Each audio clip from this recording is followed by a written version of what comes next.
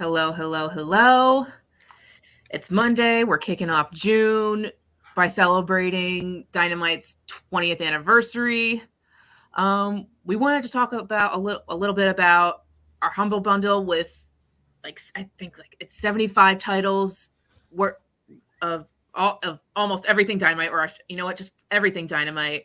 And I asked Ron Marz to join me today, and thank you for saying yes, because he's one of our best writers, and one of his series is being featured in the bundle, Prophecy. So Ron, we're just going to reflect a little bit and just talk all things Dynamite. How's that sound? Cool. Thanks for having me, Amy. I appreciate you guys.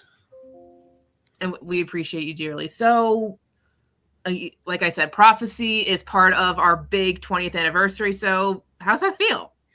I'm kind of like anybody staying in business for 20 years is in this business is craziness. It's a rarity, and I think it's kind of a testament to what kind of job Dynamite has done over the last 20 years and the wide range of projects that has come out from your stable.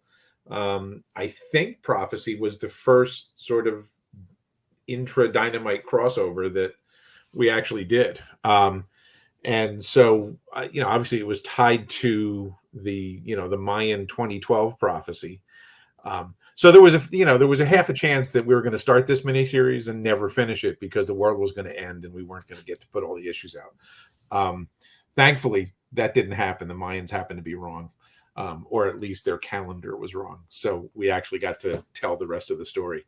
But I'm not a stranger to crossovers and by any means. So we just kind of grabbed a bunch of characters that we could have fun with and threw them into a blender and shook them up.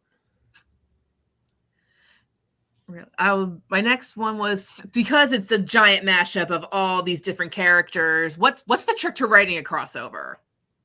Would you say what's the big trick to?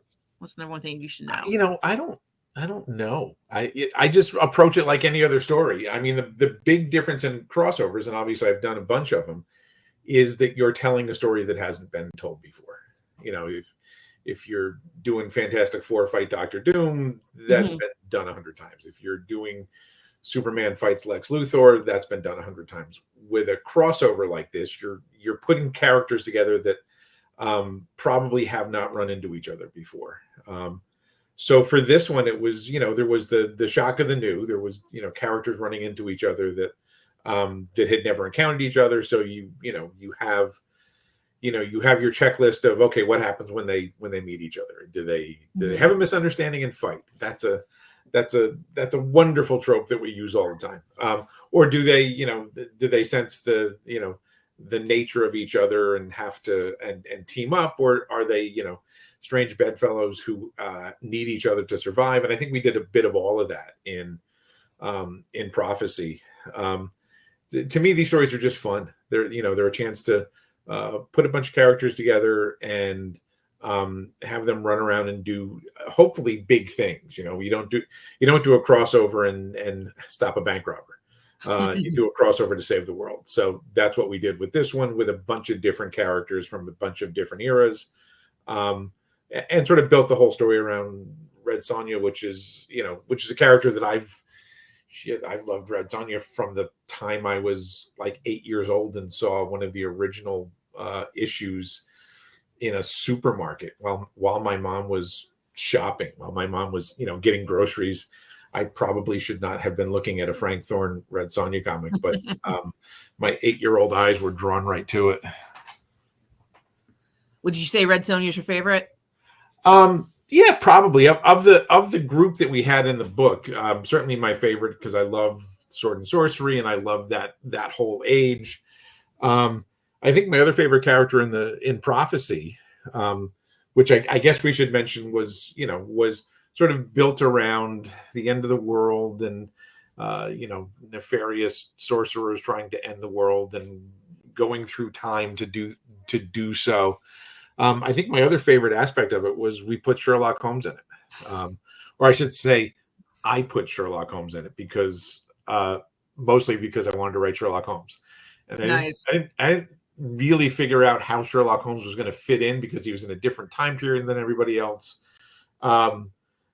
But that's the challenge, right? That's well, the fun challenge. sometimes, the God's honest truth is sometimes you start writing these things and you're not really sure how the pieces are going to fit together. But that's sort of the line you walk in monthly comics. You set all this stuff in motion, and then you got to figure it out. By the time you get to issue 4 or 5, and we did a 7-issue series. Mm-hmm. By the time you get to issue 4 or 5, you sort of need to figure out where things are going so that you can try to land the plane safely. Sometimes that works, sometimes it doesn't. But I think in this case, I think we nailed it, and I think hopefully Sherlock Holmes ties into the story, even though he kind of never meets the other characters. But there's a definite role for him to be playing, and a definite reason that he's included narratively.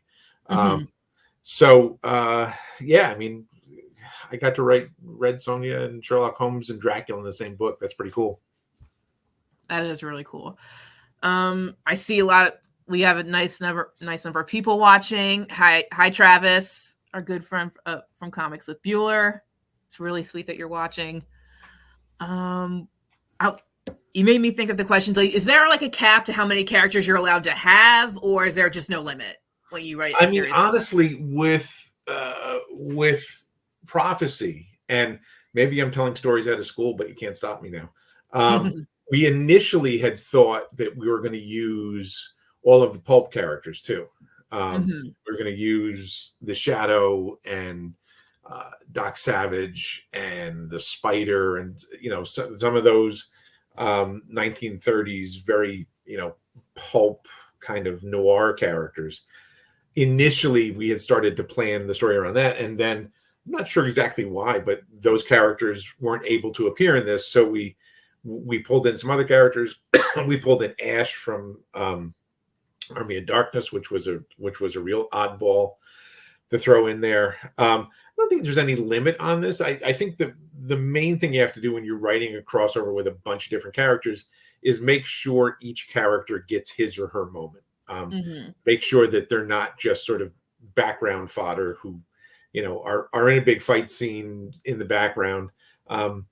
Every character is somebody's favorite, and your narrative pegs for this one were certainly Red Sonja and Dracula mostly, but everybody else involved needed to have something to do and some reason to be in the story.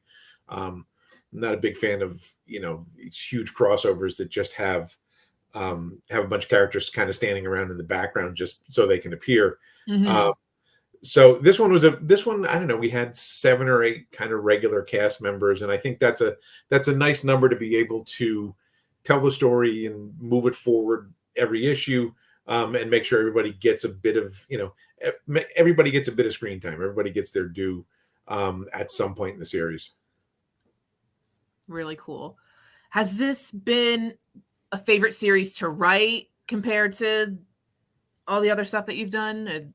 Well, I mean, look, my job is I get paid to make stuff up. So that's, like the worst day of doing this job is better than the best day of a lot of other jobs. So it's all good. I really enjoy the crossovers because you get a chance to tell a story that hasn't been told before. You're able to do something that nobody's been able to do yet. So, this was a great exercise in bringing together characters that hadn't been seen before.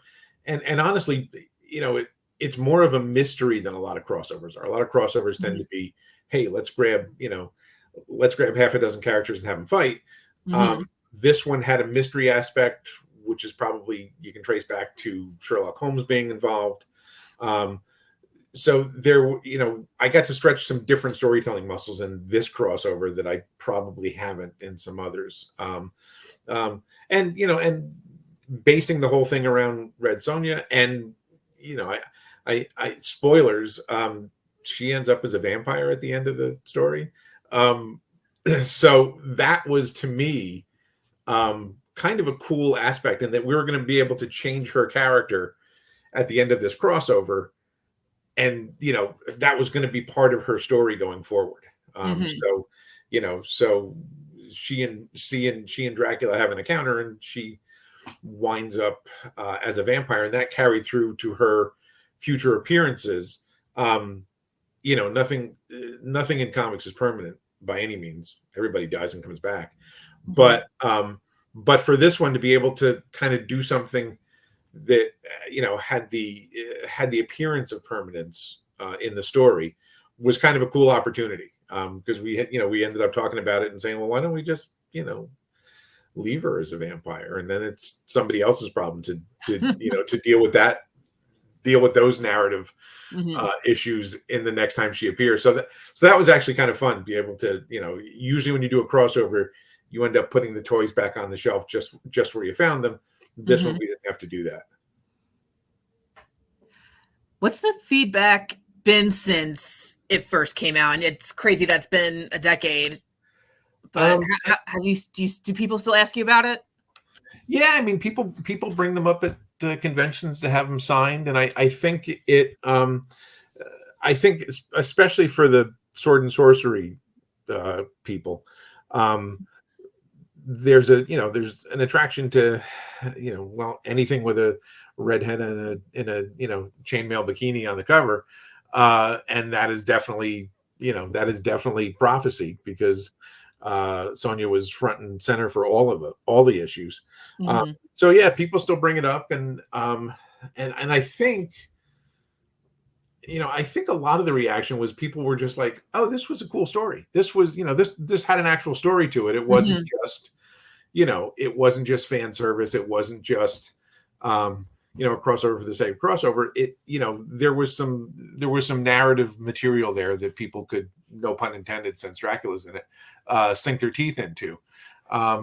So it was it was a bunch of fun. Maybe Prophecy 2 needs to happen at some point, because we had fun with the one that we did. That was my next question. Would you consider doing Prophecy Part 2, however, whatever it would be called? But oh yeah, I mean, like I said, these things are fun.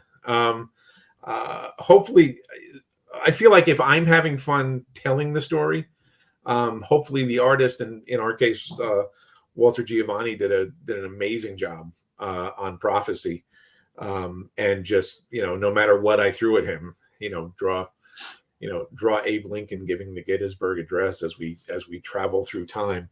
No matter what I threw at him, he just knocked it out of the park. So I feel like hopefully if the readers are having fun, or if I and the artist are having fun, then the readers have fun off the back of that. So yeah, if there was an opportunity to do it again, I think we certainly would. It was great. Walter's obviously one of the great Red Sonja artists in the history of the character. So sure, let's do it again. We'll just have to figure out what Doomsday Prophecy we're going to piggyback on, since the Mayan one didn't work out. So I think my final question would be, I guess, what's a dream crossover that you would love to see that hasn't been touched upon yet? Like, whether it's characters, or is there anyone is any artist or writer that you haven't worked with yet that you'd want to do a mashup with? Oh, there's always a bucket list. I have to say, I've been fortunate enough to write a bunch of crossovers. Marvel versus DC, Batman Aliens, Green Lantern Aliens, Green Lantern Silver Surfer. So I've gotten to scratch that itch a lot. I even got to do Batman Tarzan for Dark Horse, which sounds crazy on the surface, but then you realize that Batman and Tarzan are both like orphan noblemen who have built themselves up to the height of their physical prowess. So they're basically the same guy. Tarzan just wears less clothes. I don't have a bucket list in terms of a specific crossover I want to do. Although, you guys have Tarzan and you have John Carter, which are two of my favorite things in the world. So if some sort of Tarzan crossover came up, honestly, we had wanted to do a Tarzan Batman sequel after the first one came out. Interesting. First one was set in Africa. there was a pitch for a sequel that never got off the ground, but which would bring Tarzan to Gotham City, and to a circus where there are acrobats and clowns. So that was where that story was headed. So maybe someday that one we could actually dust off in retail. We'll see. We'll definitely see. Maybe if there's enough of demand for it. So everyone watching, if you want that, let us know. Please let us know. So Ron, thank you again so much for sitting with me for a little bit today. And yeah, Amy, my pleasure. Congratulations on 20 years. It's no BS. That's a real achievement. In this business, when so many publishers sort of come and go, very few hit the 20-year mark. So good on you guys for still being here. Let's plan on doing more together. Thank you so much for being a part of it. And to everyone out there, check out Prophecy. Please check out the Dynamite Humble Bundle, which Prophecy is featured in. The link is in the info below. And we're celebrating all week long. I'm talking to more people. But today was such a great start. Thank you again, Ron. Thank you to Scott for helping set everything up. And thank you to everyone for watching. See you all soon. I hope everyone has a great day. Thank you.